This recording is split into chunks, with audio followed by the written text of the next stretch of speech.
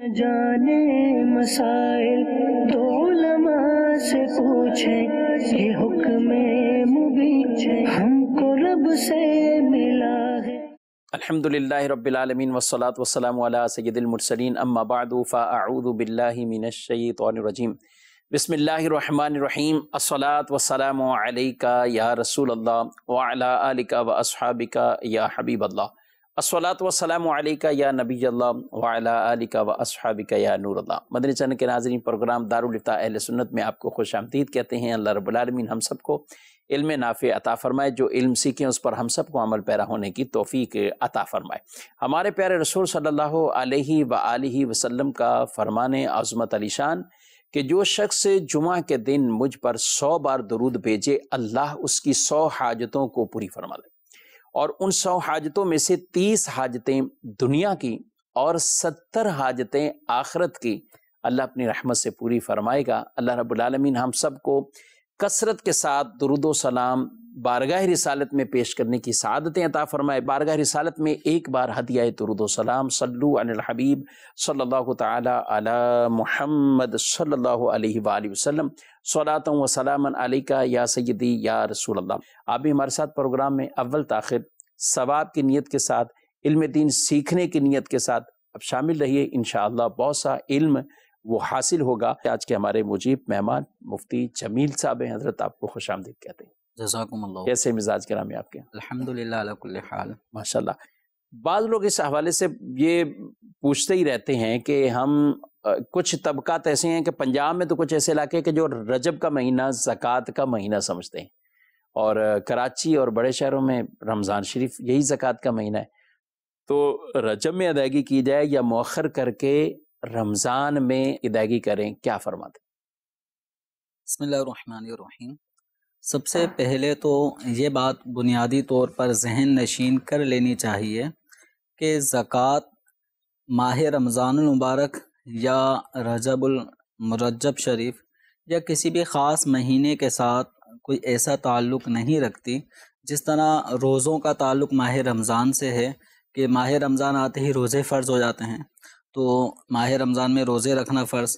تو اس طرح زکوٰۃ کا معاملہ ایسا نہیں ہے کہ زکوٰۃ کسی خاص مہینے میں فرض ہوتی ہے اور اسی خاص مہینے میں اس کو نکالنا ہوتا ہے، بلکہ زکوٰۃ کا معاملہ ہر شخص کے حسب حال ہے۔ ٹھیک ہے۔ جس وقت جس دن وہ صاحب نصاب ہوا، اب وہ دن وہ مہینہ کوئی سا بھی ہو سکتا ہے، محرم کا بھی ہو سکتا ہے، ربیع الاول کا بھی ہو سکتا ہے، ممکن ہے رمضان شریف کا مہینہ ہو۔ ٹھیک ہے۔ تو اب جس مہینے کی جس تاریخ کو وہ صاحب نصاب ہوا اور تمام تب وہ شرائط پائی جا رہی ہیں کہ جس کی وجہ سے کوئی شخص غنی کہلاتا ہے اور اس پر زکوٰۃ کی شرائط پائے جانے کی وجہ سے وہ صاحب نصاب قرار پاتا ہے۔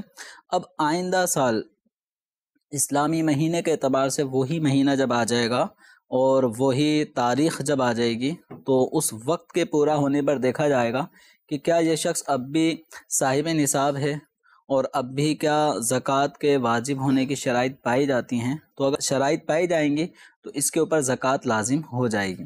اب وہ پورے سال کا کوئی سا بھی 12 مہینوں میں سے کوئی سا بھی مہینہ اور ہر مہینے کی کوئی سی بھی تاریخ ہو سکتی ہے۔ اب یہ ہے کہ رجب المرجب میں، جیسے کہ آپ نے کہا کہ پنجاب میں کچھ لوگ رجب کو زکوٰۃ کے حوالے سے اہمیت دیتے ہیں کہ اس مہینے میں ہم غریبوں کی مدد کریں اور زکوٰۃ نکالیں، اور بڑے شہروں میں وہ رمضان شریف اس کو عام طور پہ زکوٰۃ لوگ نکال رہے ہوتے ہیں، کچھ شعبان میں نکال رہے ہوتے ہیں۔ تو زکوٰۃ کے حوالے سے اگر کوئی شخص ایسا ہے کہ جس پر زکوٰۃ رجب شریف میں لازم ہو رہی ہے، جیسے 22 رجب کو کسی پر زکوٰۃ لازم ہو رہی ہے، اب وہ ماہ رمضان کا انتظار نہ کریں۔ ٹھیک۔ کیوں؟ زکوٰۃ کی ادائیگی میں تاخیر کرنا یہ بلا عذر ناجائز ہے۔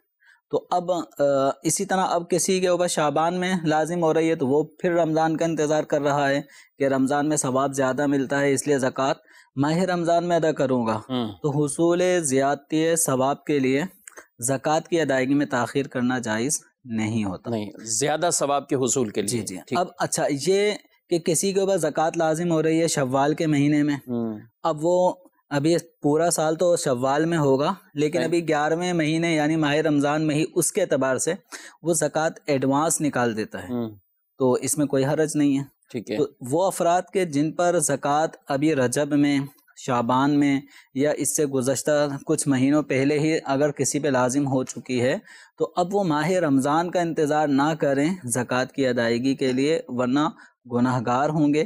ہاں، جن پر رمضان مبارک کے بعد زکوٰۃ لازم ہوتی ہے تو وہ ماہ رمضان میں پیشگی زکوٰۃ نکالیں، اس کی بھی برکت حاصل ہوگی کہ ماہ رمضان میں ثواب زیادہ ملے گا، اعمال خیر کا ثواب بڑھا دیا جاتا ہے، تو وہ فضیلت بھی حاصل ہو جائے گی، اور گناہ گار ہوئے بغیر ان کی زکوٰۃ بھی ادا ہو جائے گی۔ وقت سے پہلے بھی زکوٰۃ دینے میں کوئی مذائقہ نہیں ہے، لیکن جب سال پورا ہوگا 1-2 مہینے بعد، تو اب یہ دیکھیں گے کہ فائنلی مجھ پہ زکوٰۃ کتنی بنتی تھی۔ اور یعنی رمضان میں تو ایک جسے ہم کہہ رف اندازہ کہہ لیں کہ ایک عام اندازہ لگایا، تو کئی ایسی چیزیں ہیں کہ جن کے پیسے آنے بھی ہیں، کچھ انہوں نے ادائیگی بھی کرنی ہوگی، تو وہ 2 مہینے بعد کا پھر فائنل 2 مہینے بعد بھی ان کے مال میں اضافہ تو ہونا ہی ہے، کیونکہ کاروبار کی نوعیت چل رہی ہے، چیزوں کے ریٹ مہنگے ہو جاتے ہیں، تو اب یہ جس وقت سال پورا ہو رہا ہے تو اس وقت انہیں فائنل حساب کرنا ہوگا کہ مجھ پہ زکوٰۃ کتنی بنتی ہے۔ تخمیناً جتنی بنتی ہے اس سے زیادہ ہی بندہ ادا کر دے، تو کمی نہ کرے زکوٰۃ میں۔ ٹھیک، اور اگر رمضان مبارک میں انہوں نے زیادہ دے دی تھی، جیسے 50,000 روپے زکوٰۃ میں نکال دیے، لیکن زکوٰۃ بن رہی تھی 30,000 روپے، ٹھیک، تو یہ جو 20,000 روپے انہوں نے زکوٰۃ میں نکالے ماہ رمضان میں، یہ اس کو آئندہ سال کی زکوٰۃ میں بھی شمار کر سکتے۔ ماشاءاللہ ماشاءاللہ۔ جی، بڑھتے ہیں آپ کے سوالات کی طرف۔ ہمارے پاس کچھ ویڈیو سوالات بھی موجود ہوتے ہیں، تو دیکھتے ہیں کہ ویڈیو سوال۔ میرا آپ سے سوال ہے کہ اگر کوئی شخص اپنی بیوی کو طلاق دے دے اور اس کے بعد مکر جائے تو اس کے بارے میں کیا حکم ہے؟ جواب عنایت فرمائیں۔ طلاق دی اور پھر انکار کر رہے ہیں، کیا کہتے ہیں؟ کوئی شخص اپنی بیوی کو اگر 3 طلاقیں دے دیتا ہے اور اس کے بعد بغیر کسی گواہ کے اب یہ سمجھتا ہے کہ طلاق سے میں انکار کر دوں گا، کوئی گواہ نہیں ہے، عورت طلاق کو ثابت نہیں کر پائے گی، تو اس کا یہ مطلب ہرگز نہیں ہوگا کہ طلاق کے لیے کوئی گواہ نہیں تھا تو طلاق واقعی نہیں ہوئی۔ جب آدمی نے اپنی اہلیہ کو طلاق دے دی ہے، 1 دی ہے، 2 دی ہیں یا 3 دے دی ہیں، تو اب عورت کے پاس گواہ نہ ہونے کا یہ فائدہ نہیں اٹھا سکتا، یعنی اس کے لیے حکم بدلے گا نہیں کہ اگر گواہ ہوتے تو طلاق ہو جاتی اور گواہ نہیں ہے تو طلاق نہیں ہوگی۔ تو طلاق کا معاملہ ایسا ہے، طلاق ہے ایک نکاح کو ختم کرنا، ڈیمیج کرنا، تو اس کو ختم کرنے کے لیے کسی خاص ایسی چیز کا اہتمام نہیں ہوتا جو اس رشتہ نکاح کو قائم کرنے کے لیے شریعت مطہرہ نے جو لوازمات ضروری قرار دیے ہیں، جیسے نکاح کے لیے گواہوں کا ہونا ضروری قرار پایا کہ بغیر گواہوں کے نکاح کو شرعاً قبول نہیں کیا گیا، وہ منعقد نہیں ہوتا۔ لیکن طلاق بغیر گواہوں کے بھی ہو جاتی ہے، تو بعض لوگوں میں یہ ایک وہم ہے کہ جب نکاح بغیر گواہوں کے نہیں ہوتا تو طلاق بغیر گواہوں کے کیسے ہو سکتی ہے؟ تو دونوں چیزوں میں واضح فرق ہے۔ احادیث کریمہ میں فرما دیا گیا ہے لا نکاح الا بشہود، بغیر گواہوں کے کوئی نکاح نہیں ہے، لیکن طلاق کے معاملے میں ایسا نہیں فرمایا گیا۔ تو لہذا اگر کسی شخص نے اپنی بیوی کو طلاق دی ہے، بغیر گواہوں کے دی ہے، بغیر کسی کاغذات کے دی ہے، تو بھی طلاق واقع ہو جاتی ہے۔ حتیٰ کہ عورت نے طلاق کے الفاظ نہیں سنے تو اس چیز کو بھی لوگ بہانہ بناتے ہوئے آ جاتے ہیں کہ عورت اس کمرے میں نہیں تھی، یا عورت کہتی ہے کہ وہ اتنا شور ہو رہا تھا جس کی وجہ سے میں نے سنا ہی نہیں۔ لیکن آدمی اپنی اہلیہ کے لیے الفاظ طلاق بول چکا، تو جب یہ الفاظ طلاق کہہ چکا ہے، اور کم از کم اتنی آواز کہ جتنی آواز نماز میں قرات کے لیے ضروری ہے، کتنی ضروری ہے کہ اپنے کان تک آواز جائے، شور کر کے اونچی آواز سے تلاوت لازم بھی نہیں قرار دی گئی تنہا شخص کے لیے۔ تو اب ایسی صورت میں ہلکی سی آواز بھی اگر شوہر نکالتا ہے اور اس میں بھی اپنی بیوی کو طلاق دے دیتا ہے، تب بھی طلاق واقع ہو جاتی ہے، جبکہ اس کے اپنے کانوں تک آواز پہنچے۔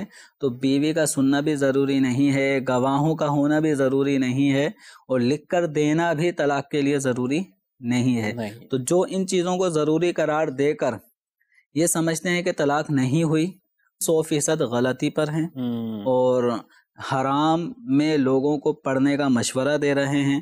جن لوگوں کی ایسی باتیں سن کر یہ میاں بیوی 3 طلاقوں کے بعد بھی رہ رہے ہیں، تو ایسا نہیں ہے کہ یہ میاں بیوی بھی مجرم نہ ہوں، یہ بھی مجرم ہیں، اور جو ان کو غلط حکم بتا کر ایک ساتھ ناجائز طریقے سے رہنے کا مشورہ دے رہے ہیں وہ بھی اس گناہ میں برابر کے شریک ہیں. ٹھیک ہے. اور یہ جو انہوں نے پوچھا ہے تو یہ تو ایک سوال تھا جو ریکارڈ کروایا انہوں نے. اگر کسی کے ساتھ ایسا واقع بھی ہو چکا ہے تو ان کو جانا چاہیے باقاعدہ مفتی صاحب کے پاس. ایسا نہیں ہے اگر بیوی کوئی وہ یہ شور یہی کہہ دے کہ ٹھیک ہے گواہ نہیں ہے اور تم ہم ساتھ ہی رہتے نا، 3 طلاقوں کا معاملہ ہے تو ان لوگوں کو جن کے ہاں ایسا کیس ہو چکا ہے کہ شوہر طلاق دے کر انکار کر رہا ہے اور عورت کہہ رہی ہے کہ اس نے مجھے یہ الفاظ بولے ہیں طلاق کے اور 3 مرتبہ الفاظ طلاق کہے ہیں، تو اس فیملی کے افراد کو بالخصوص لڑکی والوں کو، اس کے والد، اس کے بھائیوں کو، چونکہ یہ حلال حرام کا معاملہ ہے تو اس معاملے میں بالکل حساسیت کا مظاہرہ کرتے ہوئے دارالفتہ اہل سنت یا اپنے شہر کے سنی صحیح العقیدہ جید مفتیان کرام جو طلاق وغیرہ کے مسائل پہ بھی اچھی نظر رکھتے ہیں ان کے پاس جائیں اور اس کیس کو سامنے رکھیں.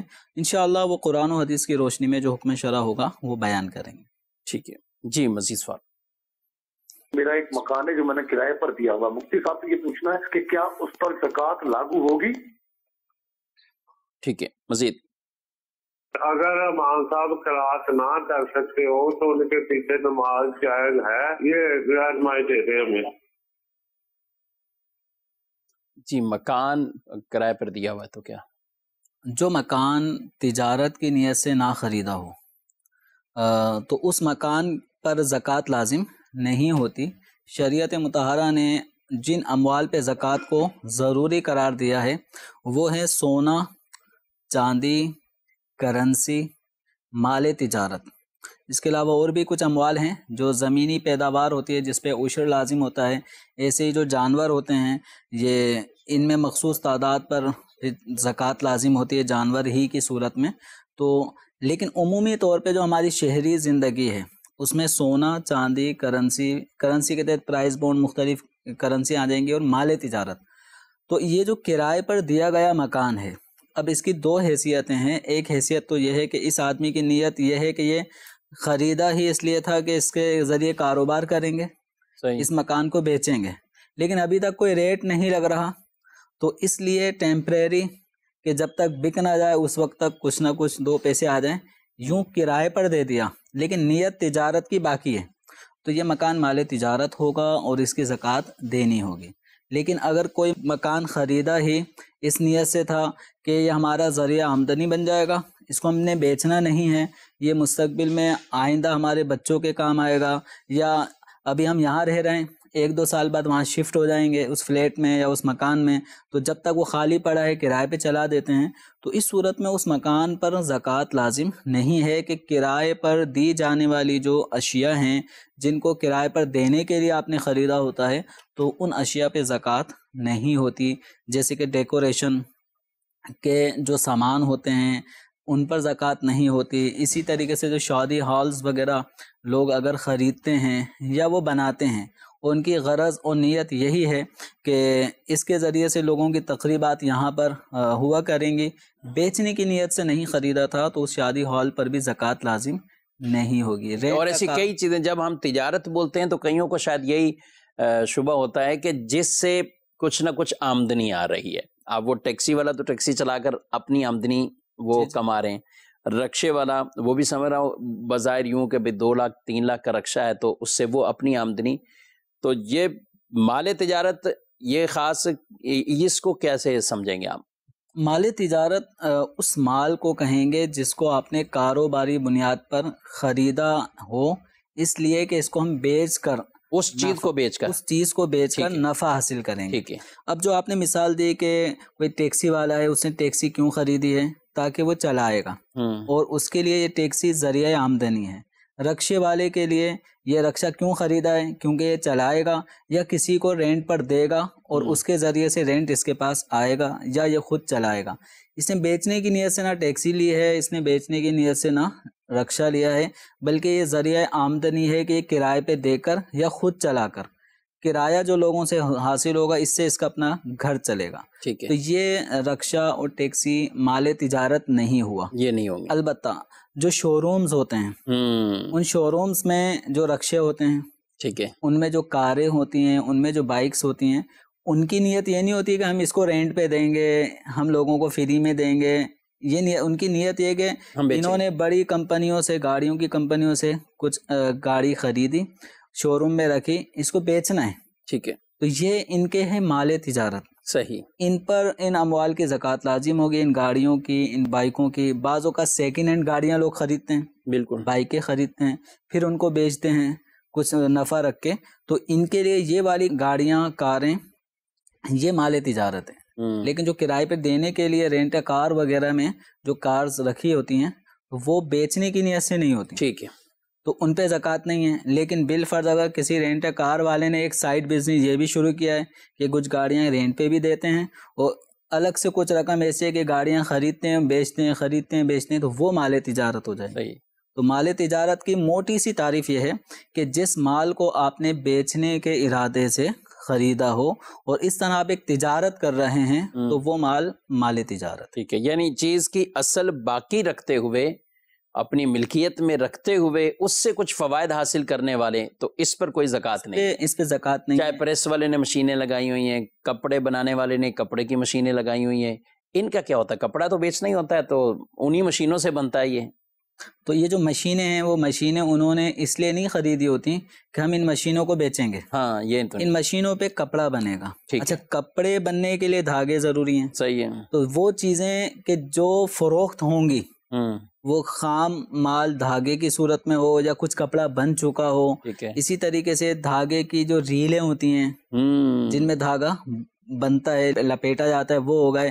اسی طریقے سے اگر وہ ایسے آئٹم ہیں جس میں شوپر میں ڈال کر دینا ہوتا ہے، بٹن لگتے ہیں کپڑوں میں، تو وہ بٹن بھی مال تجارت میں آئیں گے. یعنی وہ چیزیں جن کو آپ نے خریدا اس نیت سے کہ ان کو ہم لگا کر بیچیں گے، بیچنے کی صورت میں یہ سب سامان ہم دے رہے ہوتے ہیں، تو یہ سب مال تجارت کے زمرے میں آتے ہیں. مثال کے طور پہ کوئی شاپ ہے، سویٹ مارٹ وغیرہ، تو وہاں پر جو ڈبے ہوتے ہیں جن میں وہ مٹھائی وغیرہ رکھ کر باقاعدہ وزن کر کے دے رہے ہوتے ہیں، تو وہ مٹھائیوں کا، اس میٹھے آئٹم کا الگ وزن کرتے ہیں اور ڈبے کا الگ کرتے ہیں. ایسا نہیں ہے، بلکہ وہ ڈبے سمیت ہی وزن کرتے ہیں. تو یہ ڈبہ بھی گویا ہم خرید رہے ہوتے ہیں، تو یہ ان کے لیے ڈبہ بھی مال تجارت ہوتا ہے. تجارت ہے، یعنی اس طرح کے لوازمات بھی ان کو اپنی تجارت میں دیکھنا ہے. جی، مزید سوالات. مفتی جمیل صاحب سے میرا سوال عرض یہ ہے کہ ایک معجزہ بیان کیا جاتا ہے، حضرت جابر رضی اللہ تعالیٰ عنہ نے حضور صلی اللہ علیہ وسلم کی جب دعوت کی تو اس میں کہا جاتا ہے کہ حضرت جابر رضی اللہ تعالیٰ عنہ کے 2 بچے تھے، انہوں نے ایک دوسرے کو شہید کر دیا، یعنی دوسرے کو ذبح کر دیا. تو یہ واقعہ اس کے میں پر تھوڑا روشنی ڈالیں، مہربان ہوگی. ٹھیک ہے جی. جی، واقعہ ایک بیان کیا جاتا ہے.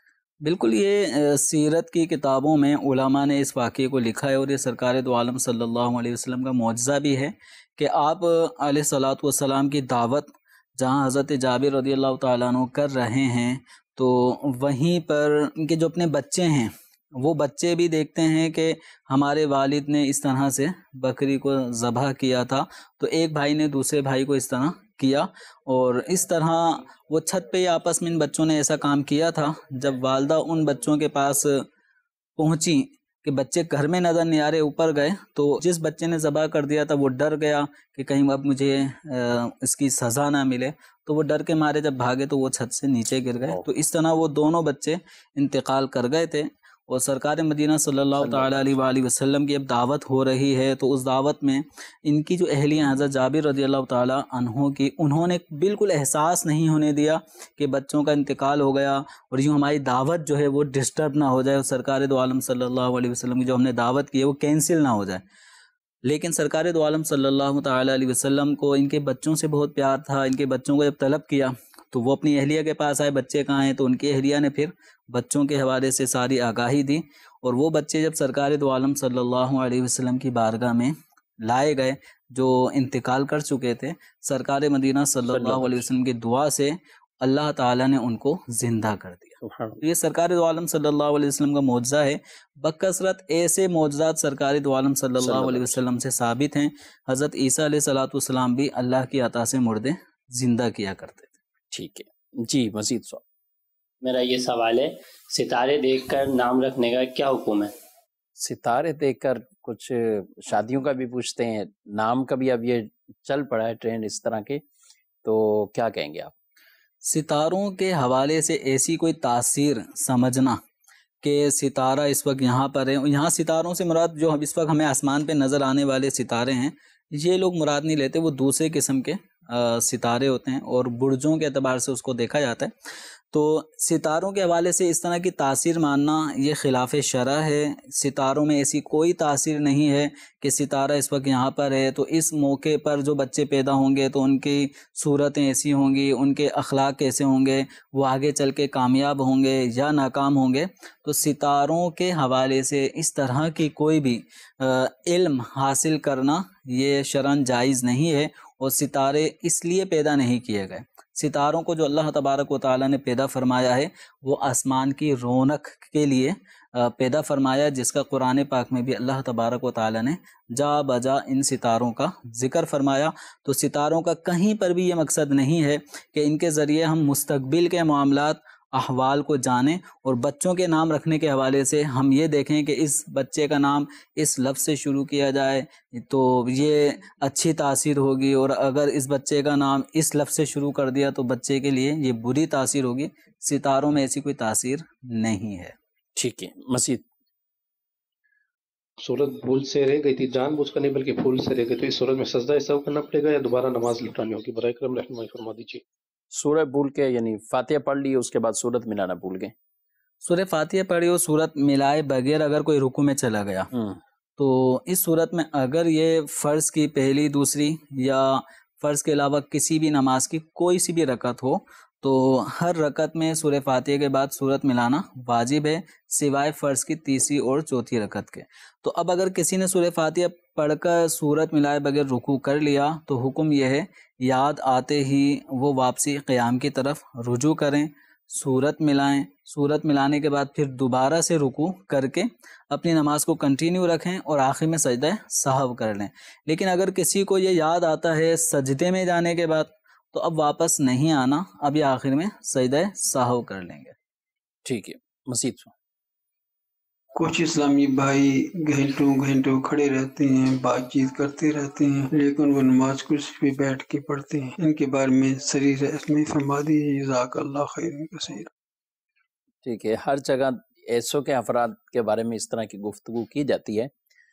اصل میں لوگ شاید صرف یہی سمجھتے ہیں کہ کھڑا ہو گیا تو اب یہ کرسی پہ کیوں بیٹھ رہا ہے، تو کچھ اور عارضے بھی تو بعض اوقات ہوتے ہیں کہ بیٹھنا، گھٹنوں کا پرابلم، زمین پر سجدہ کرنے کے حوالے سے کیا کہیں گے آپ؟ اس میں جیسے سائل محترم نے سوال کیا ہے اور ان کے نظر میں کوئی نہ کوئی ایسے افراد ہوں گے کہ جن کو یہ دیکھتے ہیں کہ گھنٹوں کھڑے ہو سکتے ہیں، نماز کرسی پہ بیٹھ کے پڑھ رہے ہیں، تو اصل میں ان سے ہی اگر یہ معلوم کر لیں تو وہ عذر بتا دیں تو وہ اپنا ایک عذر بیان کر دیں گے، ٹھیک کہ میں اس عذر کی بنا پہ کرتا ہوں۔ اب اس عذر کے حوالے سے آپ سوال کریں کیا یہ عذر بنتا ہے صحیح کہ یہ کرسی پہ نماز پڑھ سکتے ہیں یا نہیں؟ ورنہ دیکھیں کھڑے ہونا کسی بھی شخص کے لیے آسان ہوتا ہے، چل رہا ہے، پھر رہا ہے، کھڑا ہے، لیکن اگر وہ بندہ بیٹھ گیا تو ہر شخص کے لیے بیٹھنے کے بعد کھڑا ہونا مشکل۔ اسی طرح اتحیات میں جب چلا گیا تو اب کرسی جیسی اونچی زیادہ اونچی نہیں، اس کرسی پہ بیٹھنا مشکل، لیکن اگر وہ چل رہا ہے تو وہ چلتا رہے گا، یعنی گاڑی چل رہی ہے تو وہ چلتی رہے گی، لیکن جہاں وہ رک گیا، بیٹھ گیا تو اٹھنا مشکل ہو جائے۔ تو اب ہر شخص کے اپنے اپنے اعذار ہیں، لیکن مختصراً عرض کرتا ہوں جیسے اگر کسی شخص کو گھٹنوں کے جوڑوں کا کوئی درد ہے، وہ چل تو رہا ہے لیکن گھٹنے موڑنا اس کے لیے مشکل ہے، کہ اگر وہ گھٹنے رکوع سجود کرے گا، اتحیات میں بیٹھے گا، پھر کھڑا ہوگا تو اس کے گھٹنوں میں ایسا شدید عارضہ ہے، یا کسی کی ریڑھ کی ہڈی میں، کمر میں ایسا شدید درد ہوتا ہے، یا کمر کے جو موہرے ہیں ریڑھ کی ہڈی کے ان میں کوئی ایسا پرابلم ہے کہ وہ سجدہ نہیں کر سکتا، سجدہ کرنے کے بعد جو اٹھتے ہیں ہم بآسانی کیوں اٹھ جاتے ہیں؟ کیونکہ اللہ تعالیٰ کے فضل و کرم سے ہمارے جوڑ، ہماری ہڈیاں، ہماری ریڑھ کی ہڈی سلامت ہے، اللہ تعالیٰ سلامت رکھے۔ لیکن بعض لوگوں کو کوئی جھٹکا جسم میں آ جاتا ہے، کوئی چوٹ لگ جاتی ہے جس کی وجہ سے ہڈیوں کے پرابلم اگر ان کو ہوتے ہیں تو بعض لوگ زمین پہ سجدہ ہی نہیں کر سکتے، بالکل زمین کی طرف جاتے ہی ان کے لیے گھٹنوں کا درد شروع ہو جاتا ہے اور وہ شدید ناقابل برداشت ہوتا ہے۔ تو اس طرح کے کچھ آزار ہیں جس کی وجہ سے پھر سجدہ زمین پہ کرنے کا حکم ان کے لیے ساقط ہو جاتا ہے۔ اس سجدہ حقیقی کی جگہ اب ان کے لیے اشارے سے سجدہ کرنے کی شریعت مطہرہ میں گنجائش ہوتی ہے، تو لہذا جن کو ہم دیکھتے ہیں کہ وہ چلتے پھرتے ہیں، کھڑے کھڑے رہیں گے، باتیں کرتے رہیں گے، لیکن نماز پڑھنے کے لیے بیٹھ جاتے ہیں، تو ایک دفعہ ان کی اپنی عذر کی کہانی سن لیں، کیوں ایسا کرتے ہیں؟ یا تو وہ اپنے غلط فہمی میں بیٹھ کے پڑھ رہے ہیں، جی جی، تو ان کو بتایا جائے گا کہ اس صورت میں رعایت نہیں ہے۔ جب رعایت نہیں ہے، بیٹھ کے قیام چھوڑنے کی، سجدہ چھوڑنے کی آپ کو اجازت نہیں ہے، تو پھر وہ اپنی غلط فہمی ان کی دور ہو جائے گی، اور اگر وہ واقعتاً صحیح پڑھ رہے ہیں اور وہ عذر بھی بنتا ہے تو یہ اپنی غلط فہمی دور ہو جائے گی اور بدگمانی بھی دور ہو جائے گی انشاءاللہ۔ ٹھیک ہے، اور لیکن جو پڑھ رہے ہیں ان کو تو جمیل صاحب لازمی پوچھنا چاہیے نا، کیونکہ نماز فرض ہے، اور اس فرضیت کے حوالے سے اگر کوئی چھوٹا موٹا ایسا ہی کوئی عذر اپنے گمان تک کی اس کو رکھ لیا کہ یہ تکلیف ہو رہی ہے، اگر عام بھی دیکھیں تو کچھ نہ کچھ تکلیف چلنے پھرنے میں، جو چلنے کا عادی نہیں ہے تو اس کو چلنے سے تکلیف ہوتی ہے، اچھا عام روٹین سے ہٹ کر کچھ کام میں وہ کرتے ہیں تو اس میں اس کو تھوڑی سی محسوس ہوگا، یعنی 1 گھنٹہ واک کرنے والا آدمی وہ نماز میں اگر اس کو کہیں کہ یہ اتنی رکعتیں پڑھنی، تو وہ آپ خود ہی جانتے ہیں کہ کیا کیفیات ہوتی ہیں نماز میں، فرض پڑھیں اور فرض کے بعد 2 سنت پڑھیں جن کے بعد نوافل ہے، تو پھر ویسے ہی آدھی سے زیادہ مسجد تقریباً خالی ہو جاتی ہے، اور ان میں سے ایک تعداد ہوتی ہے کہ جو واک کرنے کے بھی باقاعدہ عادی ہیں، واک مشین پر بھی 1 گھنٹہ واک کر لیں گے یا کہیں اور جا کر بھی واک کر لیں گے، تو ظاہر بعض چیزیں عبادت کے معاملے نفس پر یہ گناہ یا بھاری تو ہوتے ہیں، تو جو کرسی پہ پڑھ رہا ہے اس کو تو اپنی تسلی کے لیے ضرور کسی عالم مفتی صاحب سے پوچھ لینا چاہیے۔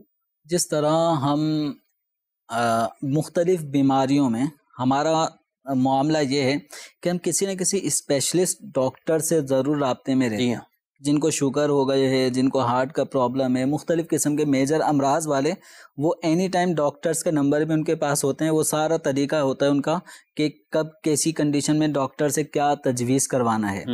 تو وجہ کیا ہے کہ تاکہ میں صحیح ہوں، میں زندہ ہوں، میں سلامت، تو سب کچھ سلامت ہے۔ لیکن نماز کے معاملے میں بس اس کو دیکھا، اس کو دیکھا، ان سے پوچھا، ان سے پوچھا، اور علماء سے نہیں پوچھا۔ اپنے طور پہ اگر کوئی یہ فیصلہ کرتا ہے کہ میرے لیے نماز میں قیام چھوڑنے کی اجازت ہو گئی یا سجدہ چھوڑنے کی اجازت ہو گئی، تو یہ غلط طریقہ ہے۔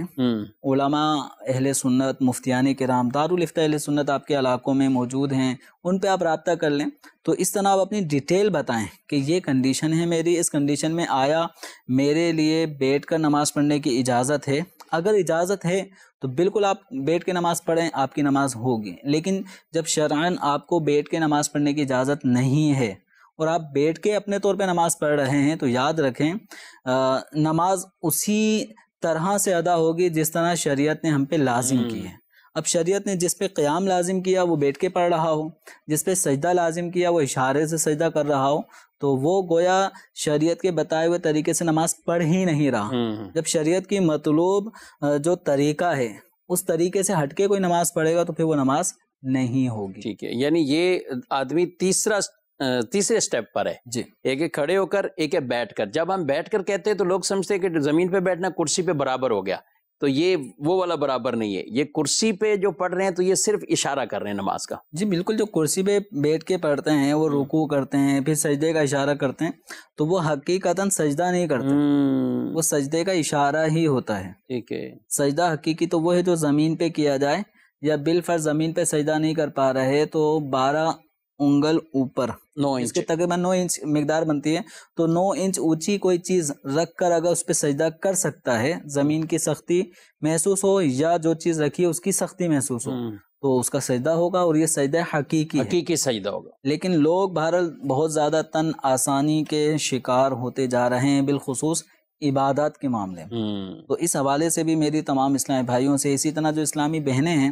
وہ ان کے ساتھ بھی نماز کے اندر ایسے معاملات ہو سکتے ہیں، تو انہیں چاہیے اپنے محارم کے ذریعے سے مکمل ڈیٹیل بتا دیں، جی ہاں، وہ فون پہ رابطہ کر لیں یا اپنے محارم کے ساتھ ہی دارالفتہ آ جائیں. تو اس طریقے کار سے جو کنڈیشن ہوگی اس کنڈیشن میں اب کس طرح نماز پڑھنا ہے، تو انشاءاللہ آپ کو دارالفتہ اہل سنت کے مفتیان کرام آپ کو نماز کے مکمل احکام انشاءاللہ بتا دیں. ٹھیک ہے. مکتبۃ المدینہ کی ایک کتاب بھی ہے اور قبلہ مفتی فضیل صاحب دامت برکاتہم العالیہ ان کی تحریر ہے، ایک رسالہ ہے مختصر سا کرسی پر نماز پڑھنے کے احکام. تو اس کے تقریباً کافی شکوں پر جو عام طور پر لوگ پوچھتے ہیں، اسی طرح جماعت ہے تو جماعت میں بھی کرسی کہاں رکھیں، کس طرف رکھیں، اس میں بھی مسجدوں میں ایک بحث پوری رہتی ہے.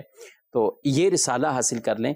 بلکہ میں آپ کو مشورہ دوں کہ خود بھی آپ کی مسجد میں جتنے کرسی پر نماز پڑھ رہے ہیں نا، ایک ایک رسالہ ان کو دے دیں. ان کو آپ کیا خیال ہے؟ صدقہ جاریہ کی صورت ہے کہ وہ بندہ نہ اپنے حسب حال نماز کے احکام سیکھ لے گا، جی ہاں، اور پھر اس کے مطابق جب وہ نماز پڑھے گا تو انشاءاللہ آپ کے لیے بھی یہ صدقہ جاریہ کی صورت ہو جائے گی. اللہ رب العالمین عمل کرنے کی ہم سب کو سعادتیں عطا فرمائے. آمین بجاہ النبی الامین صلی اللہ علیہ وسلم.